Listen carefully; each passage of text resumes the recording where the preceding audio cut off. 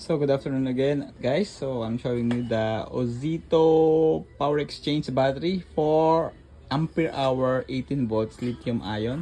So ito yung ginamit ko kanina sa isa kong video nung para sa mga gardening tools. We have there yung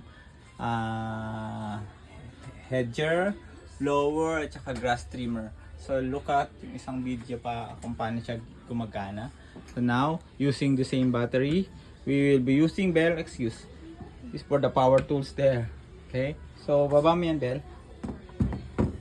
Help yung video mo ako. Okay. Kita ako. Opo. Okay, using the same battery. Try natin muna dito sa drill. So merong version nitong brushless na may hammer, pero itong i-demo ko walang hammer to. Okay, using the same battery. Don't need to buy a lot of battery. And then, voila! You have the driller. A very powerful drill. Okay? So next, we will have the, what do you call this one is reciprocating saw. This is a reciprocating saw. So, ang gagawin lang, lalagay yung blade, easy, iikot lang ng ganon. Salpak lang. Wala. Okay na. Then you have the reciprocating and then may guides ka dyan. Using the same battery. Let's try it. Again.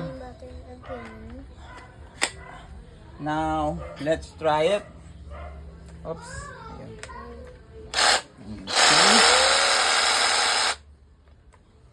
You have to press this one bago mo siya mapapaandar for safety.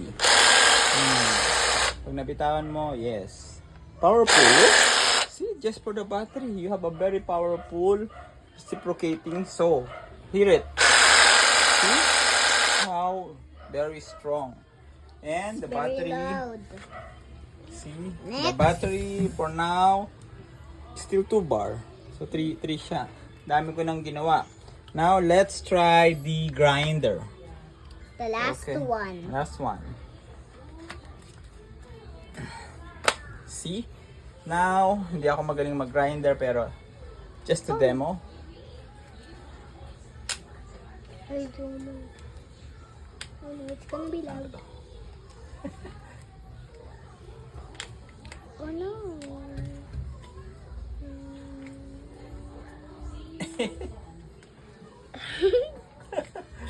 Ay, may pinipindot pa pala rito. It's RGB. See? How powerful is the grinder. Slow ang start niya pero habang tumatagal super bilis. Oh, hindi siya ganun kabilis tumakbo. So, using the same battery, you have the grinder wireless. Okay? Wireless grinder. Thank you. That is the Power Exchange Power Tool version. Thank you. Go to osito.com, makita niyo pa yung iba pang tools na we can use using the same battery. Bye!